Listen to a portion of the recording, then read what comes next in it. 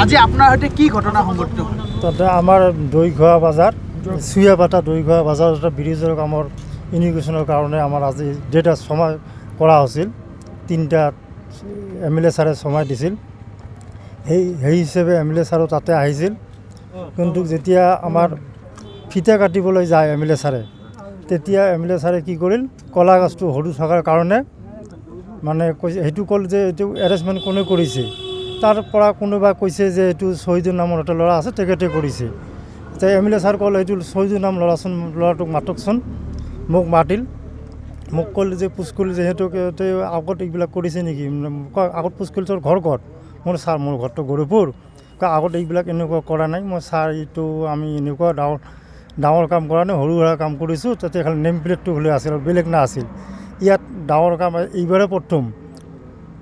কয় এইবিলাক গাছ আনিছে নেকি, এই এনেকুৱা সৰু গাছ আনিছিল নেকি, এই কথা কৈ মোক এটা চৰ মাৰিল।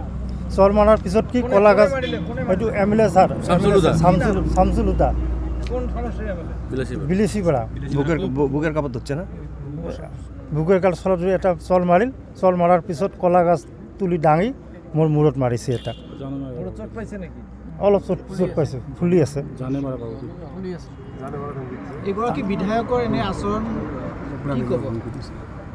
বিধায়কজন যেনেকুৱা কাম কৰিছে এইটো ঠিক কৰা নাই, তাক উচিত বিচাৰ লাগে। মই ৰাইজৰ বা সকলো সংগঠনৰ ওপৰত মই কি কৰিছোঁ, যাতে মোক উচিত এইটো বিচাৰ লাগে আৰু কি।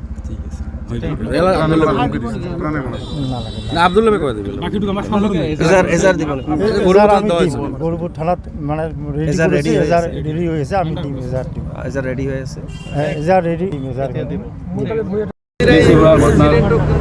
হয়, সঁচাকৈ আমি ৰাইজৰ দলৰ তৰফৰ পৰা আজি যিটো অনাকাংক্ষিত যিটো ঘটনা সংঘটিত হৈছে, তাৰ কাৰণে আমি ধিক্কাৰ জনাইছোঁ, তীব্ৰ গৰিহণা দিছোঁ। আমি অনতি পলমে, যিহেতুকে অলৰেডি ভিক্টিমে আপোনালোকৰ সন্মুখত কথাখিনি প্ৰকাশ কৰিছে তেখেতে, আমি জানো।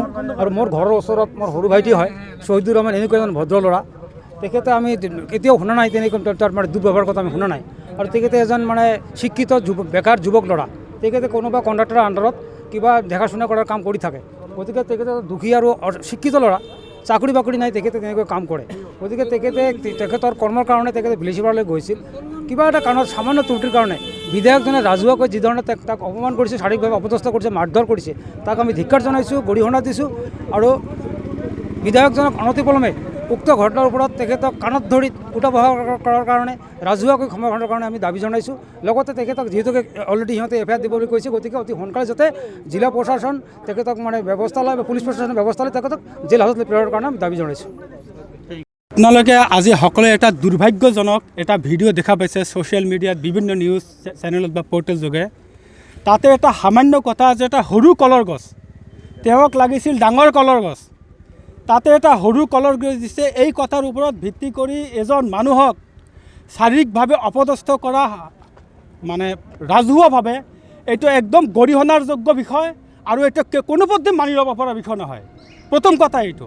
দ্বিতীয় কথা হ'ল, তেওঁ সুধিছিল তো তোমাৰ ঘৰ ক'ত, যেতিয়া কৈছে গৌৰীপুৰ, তেওঁ কলাৰ ধৰি আনি গুণ্ডাৰ দৰে তেওঁক কোবাইছিল। তো গতিকে গৌৰীপুৰ মানে এইটো দেখি বহুল অঞ্চল।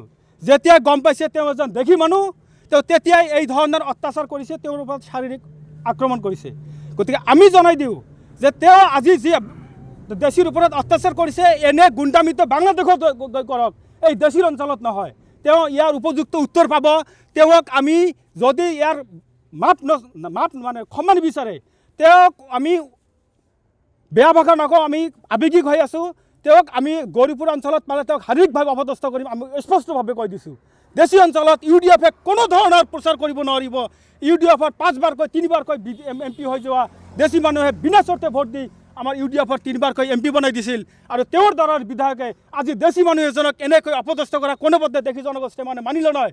এইটো বিধায়কে যাতে জানি লয়, লগতে UDF-ৰ নেতৃত্ব যাতে জানি লয়, আমি এইটো সকিয়নি দিছোঁ। আৰু অনতি পলমে তেওঁ কাণত ধৰি উঠা বহা কৰি তেওঁৰ হাত পাওঁ ধৰি যাতে ক্ষমা বিচাৰে, আমি এটা দাবী জনাইছোঁ।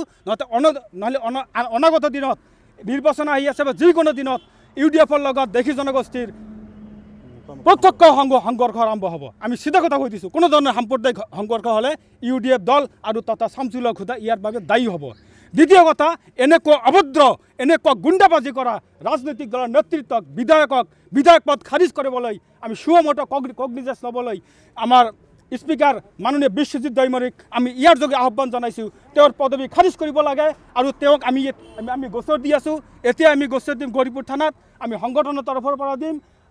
সংগঠন মানে দেখি জনগোষ্ঠীয় মঞ্চ তথা দেখি জনগোষ্ঠীয় যুৱ ছাত্ৰ মঞ্চৰ আমাৰ গৌৰীপুৰ আঞ্চলিক সমিতি আমি এটা গোচৰ দি আছোঁ, লগতে ভুক্তভোগী নিজেও গোচৰ দি আছে। ইয়াৰ ওপৰত আইনে বিহিত ব্যৱস্থা লৈ আমি ধুবুৰী জিলাৰ SP মহোদয়ক আবেদন জনাইছোঁ তথা অসম চৰকাৰক আবেদন জনাইছোঁ, তেওঁক 24 ঘণ্টাৰ ভিতৰত গ্ৰেপ্তাৰ কৰিব লাগে, অন্যথা ভয়াৱহ দিন আহি আছে। যদি কোনো ধৰণৰ অপ্ৰীতিকৰ অৱস্থা ল এণ্ড অৰ্ডাৰ চিটুৱেশ্যন হয়, কোনো সাম্প্ৰদায়িক সংঘৰ্ষ হয়, ইয়াৰ বাবে UDF দল সম্পূৰ্ণৰূপে বা আমাৰ এই বিধায়ক শামছুল হক এই গুণ্ডা বিধায়ক অভদ্ৰ নিৰ্লজ্জ বিধায়কজন সম্পূৰ্ণৰূপে দায়ী হ'ব। লগতে সদৌ আমি এই সম্পূৰ্ণ ঘটনাক দেখি জনগোষ্ঠীয় মঞ্চ ধুবুৰী জিলা সমিতি তথা দেখি যুৱ ছাত্ৰ মঞ্চ ধুবুৰী জিলা সমিতি আৰু গৌৰীপুৰ আঞ্চলিক সমিতি আমি সমস্যাৰে ইয়াত তীব্ৰ নিন্দা জনাইছোঁ আৰু ক্ষমা বিচাৰিবলৈ বা ইয়াৰ বিৰুদ্ধে ব্যৱস্থা ল'বলৈ আমি দাবী জনাইছোঁ। এয়াই আমাৰ মুখ্য আহ্বান।